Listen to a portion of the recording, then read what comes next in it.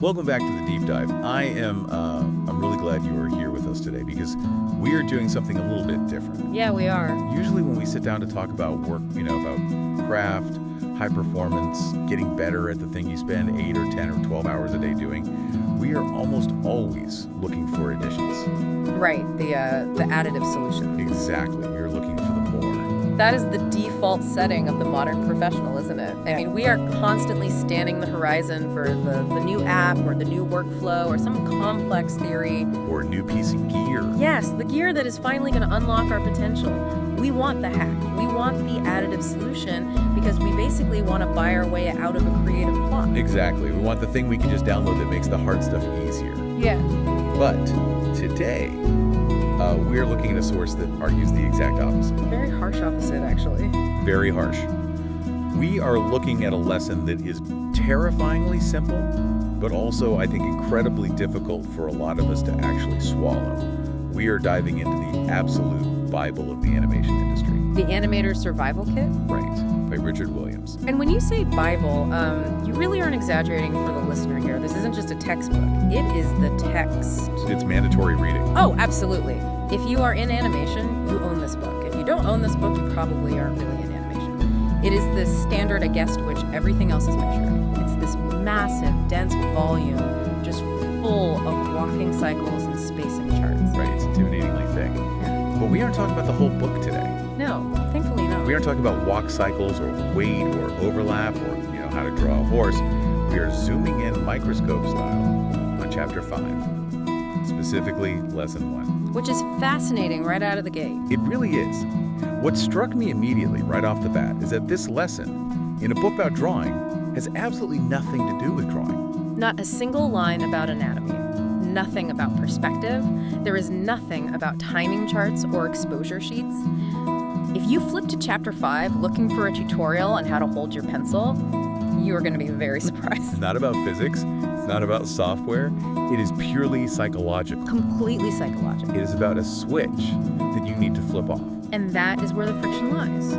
Because the switch Richard Williams and the mentor he quotes in this chapter tells us to flip off is the one thing most of us feel we need to survive the workday. Oh, it's the thing that makes the day bearable. Exactly. I feel called out by this chapter. I really do. It feels like a personal attack on my workflow. I read it and I just thought, Richard, why are you coming for me like this? It's a confrontational piece of text. It really is meant to be. And visually, for those who haven't seen the pages, it's stunning. The drawings are incredible. We have these heavy, expressive sketches, screaming typography, literally. The letters are screaming at you. And this very specific, smoky, intense, old-school animation studio vibe. It basically smells like graphite and eraser shavings, just looking at it. So here's our mission for this deep dive today. We are going to unpack why lesson 1 is the foundation of everything else in the book. Because if you don't get this right, the rest of the book simply doesn't matter. Exactly. We are going to look at a specific interaction between the author, Richard Williams, who was a legend in his own right, the man behind Who Framed Roger Rabbit, A massive talent. and a man named Milt Kahl. And for those who might not know, Milt Kahl was, well, Titan is maybe too small a word. A giant. He was one of the 9 old men of Disney. These were the original masters who practically invented the art form under Walt Disney. Kahl was considered a genius among geniuses. He was the guy the other masters are scared of, right? Oh, without a doubt. He was the draftsman. Other draftsmen looked at it and just wept. So the central conflict we are looking at is a young, eager Richard Williams asking the genius Milt Kahl a simple, innocent lifestyle question. A question I think any of us would ask a mentor. And getting an answer that basically blew his hair back. Literally knocked him off his feet in the drawing. So, to you listening, get ready to rethink your workspace, your headphones, and your entire definition of what it means to be smart while you work. Let's unpack this. Let's do it. Okay, so let's set the scene here. Section 1 of our breakdown, the universal habit. The source material starts with a confession from Richard Williams. He admits that, like many artists, he had a very specific habit while he was working. What was his setup? Well, it's the setup most of us recognize. He says, quote, "Like many artists, I had the habit of listening to classical music or jazz while working." Which sounds lovely. I mean, Yeah. it sounds refined. It sounds like the proper way to be an artist. It sounds ideal. It sounds highly sophisticated. It's the image of the cultured artist. You are there at the drafting table. The light is just right, and you have Bach or Coltrane playing in the background, it just feels elevated. It does. And let's be honest, why do we do this? Why do you, listening right now, probably have something playing in the background? Why do I do it? It's about flow, or at least the feeling of flow. We put on music to shut out the world. We use it to build a wall around us. It sets a mood. It makes the work feel less lonely. It gives us a rhythm. It feels productive because it fills the empty space. It feels like you are in a montage in a movie about your own life. You are working, the jazz is playing, the coffee is hot. It's a vibe. You feel like a professional creative. Exactly. It's a comfort blanket. It lubricates the friction of starting a task. If the room is dead silent, starting a difficult drawing or writing a difficult line of code feels really heavy.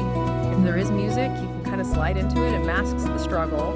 But then, right at the top of the page, before we even get to the story, the text starts screaming commands at us. It does. It's not a polite suggestion. It's not, consider turning down the volume. What does the text actually say? It's very aggressive. It uses all caps. It says, UNPLUG. Then it lists the demands. Take off your headphones. Turn off the radio. Switch off the CD. Turn off the tape. Close the door. Switch off the CD. Turn off the tape. That dates it a little bit, doesn't it? The technology dates it, sure. We aren't using tapes anymore. But the distraction is exactly the same. Whether it's a cassette tape in 1970 or a Spotify playlist or a podcast in 2024, the mechanism is identical. He is demanding a total sensory vacuum. It feels punitive, doesn't it? Like you're being grounded. Go to your room and sit in silence. It does feel punitive if you view the music as a reward. But Williams is setting us up for a paradigm shift where we realize the music isn't a reward at all. It's a fog. He's clearing the deck for what comes next. So Williams sets up this innocent question to explain why he takes this hardline stance. He's visiting milk call. This is early in his career. He's in the presence of absolute greatness. You can see it in the drawing on page 41. It's a brilliant drawing. I really want to spend a moment on this visual because Richard Williams was a master draftsman, and the way he draws this scene tells us everything about the power dynamic here. Describe what we are looking at. Well, it's a caricature, but it feels incredibly emotionally real. You have Milt Call, who is drawn as this towering, elongated figure. He's looming over his drafting table. His shoulders are high. His neck is long. He looks focused, intense, almost like a bird of prey scanning for a target. And Williams, how is he depicted? Williams draws himself, or the character representing him, as smaller, much softer. He's sort of leaning in. He's intruding into Milt's space. He looks eager. He looks like a puppy trying to get the big dog to play. He looks very eager. He's trying to bond. He's trying to find a commonality. You know that feeling when you meet someone you admire deeply and you desperately want to find one thing you have in common? Oh, completely. You want to be able to say, yes, Milt and I, we both listen to Bach while we animate. We are the same kind of artist. He's looking for validation of his own habit. He wants the genius to sign off on his workflow so he can feel like he's on the right track. Exactly. So he asks the question, Milt, do you ever listen to classical music while you're working? Such a harmless question. In any other industry, that is just basic water cooler chat. Hey, catch the game last night. Hey, listen to music while you work. It's the kind of small talk you make in an elevator. Or when you are trying to get a tip from a pro, what kind of pencil do you use? What chair is that? What music do you listen to? It's a softball question. It's meant to be an easy entry point into a conversation. And I think the expectation, Williams' expectation, and ours as the reader, is that Milt is going to say, oh yes, I love a bit of Beethoven. It helps the pencil glide. It inspires the emotion of the scene. That is absolutely what Williams wanted to hear. He wanted permission to keep his headphones on. He wanted to hear that his habit was the secret sauce of the masters. But that is not what happens. And here's where it gets really interesting. We move to section 2, the explosion. An explosion really is the only word for it. It's a detonation. It's not a disagreement. It's a nuclear event. If you look at pages 42 and 43 of the source, it is a double-page spread of pure rage. It's startling when you turn the page. It is a visual assault. The text isn't just typeset in a straight line anymore. The words are drawn. They are these massive, three-dimensional, jagged blocks. Like boulders. Exactly. They look like heavy stones or shrapnel flying through the air. They are flying out of Milt Call's mouth and physically pinning Williams into the corner of the page. It creates this sensation of volume. You could literally hear the drawing. You can absolutely hear it. The typography is vibrating on the page. And the drawing of Milt. Describe his face in this panel. His mouth is enormous. It is taking up half the page. Teeth bared, tongue out. He is practically eating the frame of the book. It's the face of a man who hasn't just been interrupted, he has been violated. It's almost grotesque how angry he is. And poor Williams. He's literally blown backward. In the drawing, his feet are off the ground. He's clutching his chest. His hair is blown back. He is knocked off his feet by the sheer force of the volume. It's cartoon physics applied to a real conversation, but it conveys the emotional impact perfectly. And what does Milt say? What is the specific phrasing of this explosion? Because the way Williams writes it captures the sound of the rage perfectly.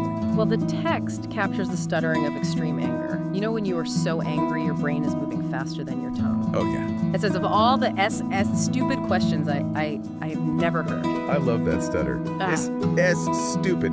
It's not a stutter of fear, it's a stutter of complete indignation. It's like the question is so dumb he cannot even process it. He's flabbergasted. He literally cannot believe someone would ask him something so idiotic. He finishes with goddamn, stupid question.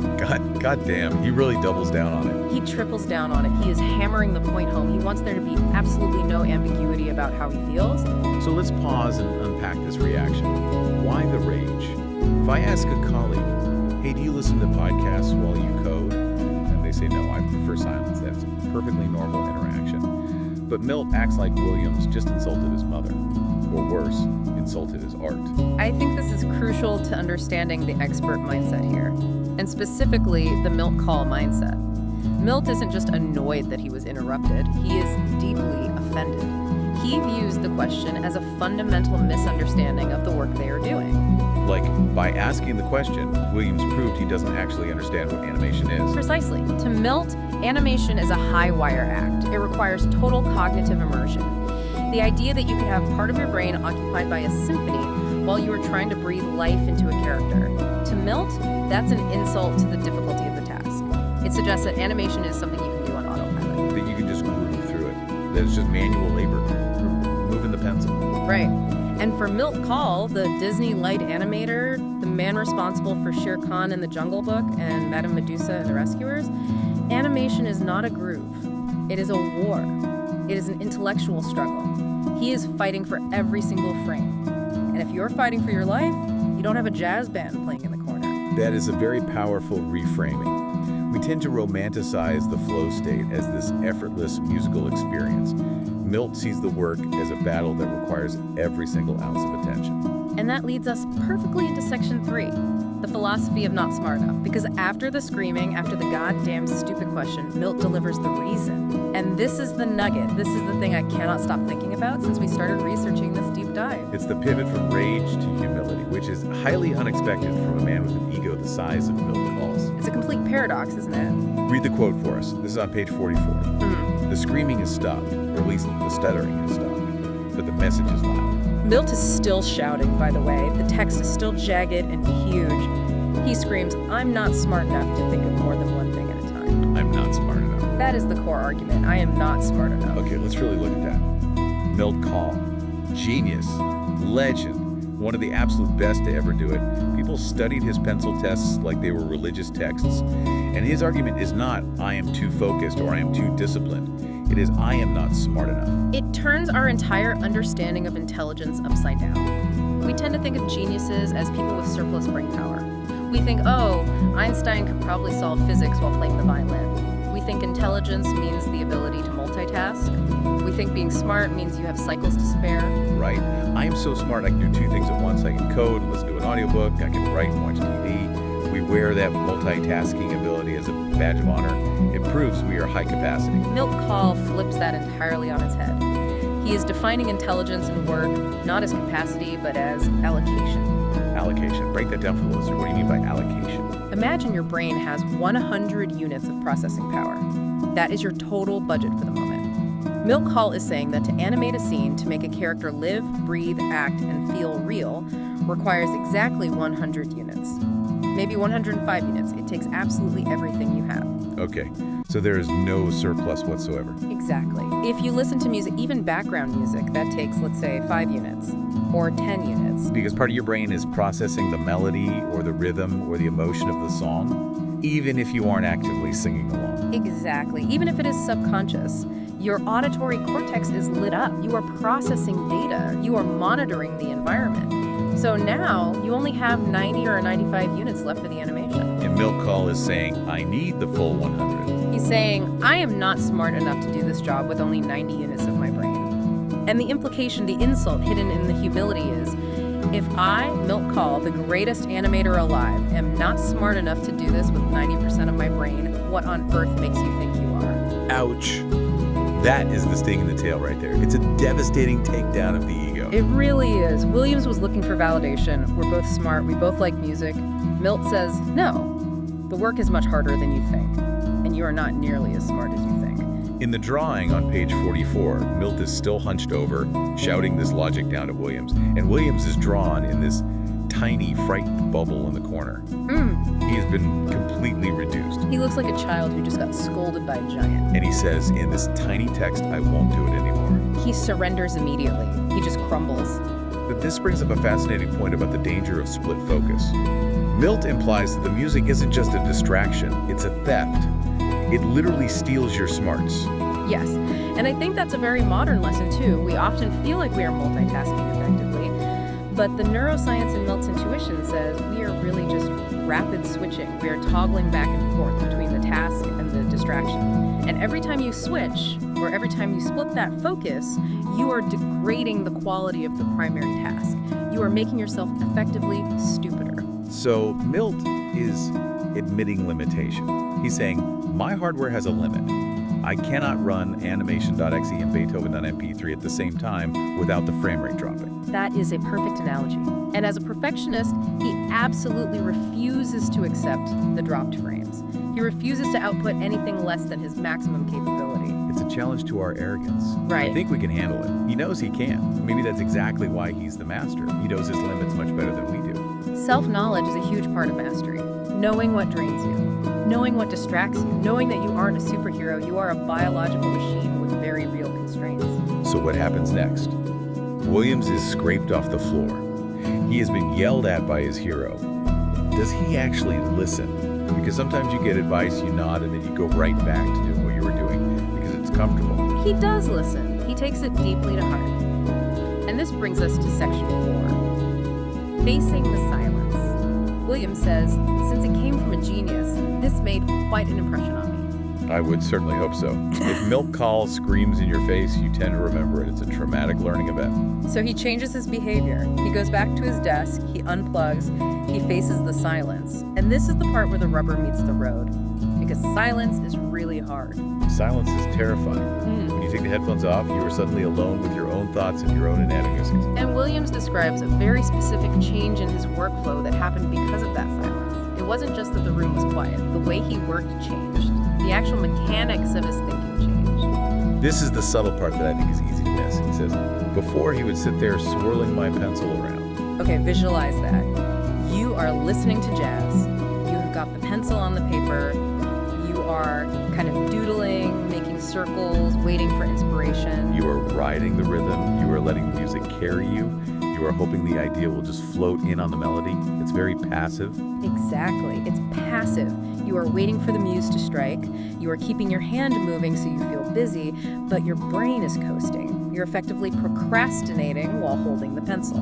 But when you turn the music off, now it is just you and the blank paper. The swirling feels silly. There's no rhythm to hide behind. The silence exposes the fact that you do not know what you are doing yet. So he says he learned to think before swirling my pencil around. think before swirling.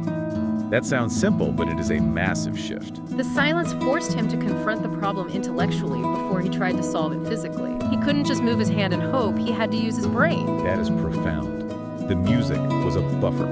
It was allowing him to act like he was working, moving the pencil without actually doing the hard thinking. Exactly. The music allowed him to coast. Silence forced him to drive. It forced him to plan. It forced him to construct the scene in his head because there was nothing else to distract him from the mental effort. And what was the result? Did he suffer? Did he go crazy from the boredom? Did his work become stiff and joyless because he lost the vibe? No. And this is the ultimate validation of Milt's rage. Williams says, "My animation improved right away." Right away. Immediate feedback. The moment he reclaimed that 10% of his brain that was listening to jazz, the work got 10% better, or maybe 50% better. Because that extra 10% was the difference between good and great. It is amazing because we treat music and podcasts, sorry to everyone listening to this while working, as things that help us get through the day. We treat them as survival tools. But the source suggests that getting through the day doing great work might be two completely different goals. That is the central conflict, comfort versus quality. If your goal is to have a pleasant Tuesday, put on the podcast. If your goal is to do the best work of your career, Milk Call says, turn it off. Milk Call chose quality. Richard Williams learned to choose quality. Now, the book was written a bit later, and Williams touches on how this applies to the modern era. Moving into section 5, the modern application. He talks about computer animators, because obviously the industry changed over time. We went from pencils to pixels. Yes. He mentions passing this wisdom along to, quote, sound-addicted computer animators. Sound-addicted. Yeah. He really doesn't mince words. He views it as a dependency. He really doesn't. And he notes the social pressure. This is something anyone working in an open office knows all too well. He says that in these modern studios, the plugged-in colleagues often ridicule the people who don't have wires coming out of their ears. It is seen as weird. If you sit in an open plan office today and you just stare at your screen with no headphones, people think you are a serial killer, or at least antisocial. They think you are listening to their conversations. It is a signal that you are locked into the matrix. If you are unplugged, you are present in the room, which feels vulnerable. The headphones are a do not disturb sign. They are armor. We use them to protect our space. But Williams says that when these computer animators actually try it, when they brave the ridicule and actually unplug what happened, But they are shocked. They are even more surprised at the startling improvement in their work. Startling. That is a very strong word.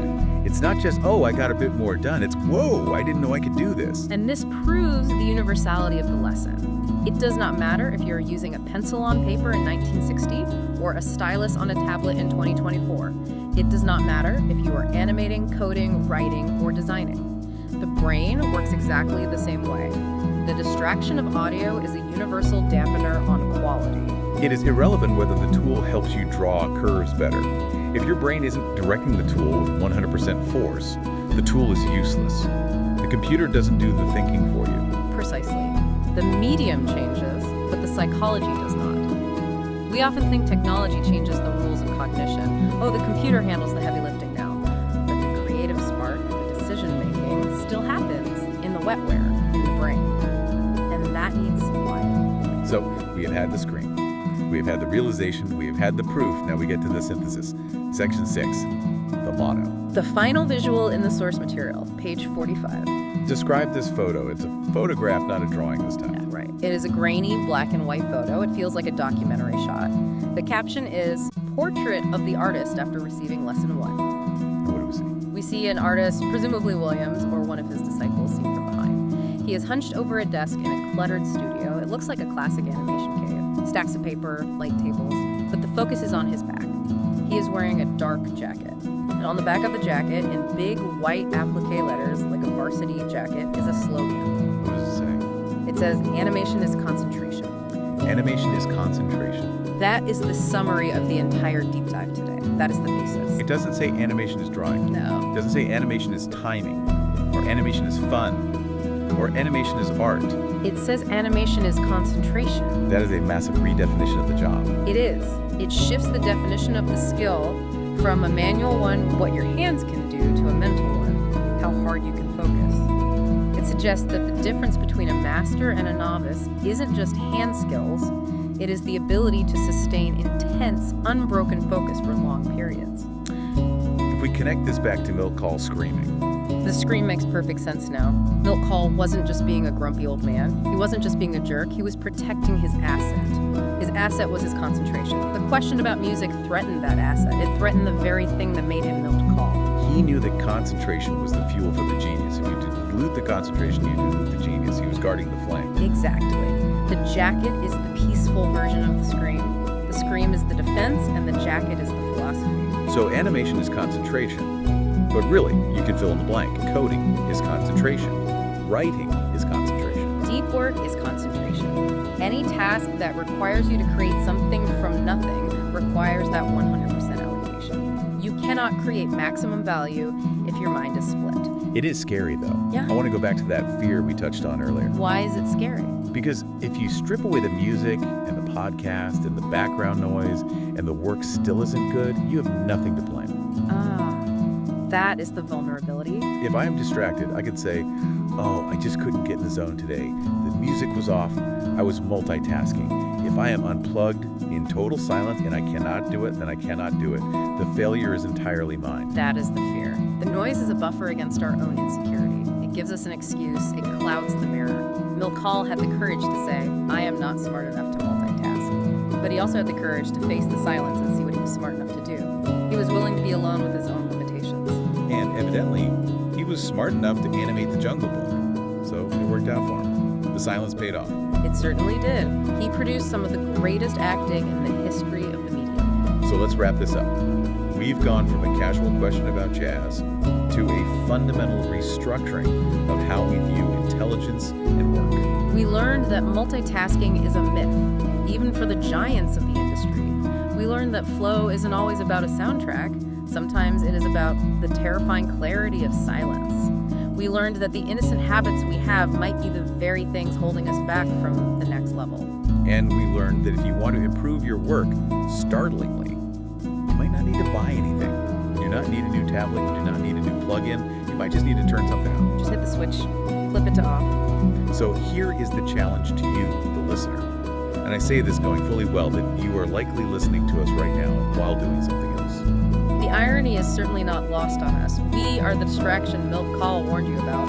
We are the enemy. But seriously, what is your background music? Is it this show? Is it the radio? Is it a TV in the other room? Is it Twitch? Whatever it is, try lesson 1. Just for an hour or a day. Unplug everything, take the headphones off, close the door. Grace the silence. Don't swirl the pencil. Think first. See if the work improves. See if you shock yourself. See if you find that extra 10% of brain power you didn't know you were missing. And next time you reach for those headphones because the room feels too quiet and you feel a little lonely or bored, I want you to imagine a towering, furious Milkal looming over your desk. Mouth wide open, teeth bared. Screaming, I'm not smart enough. And ask yourself, if he isn't, are you? That is the question to leave you with. Thanks for diving in with us on this deep dive. We will catch you next time. See you in the silence.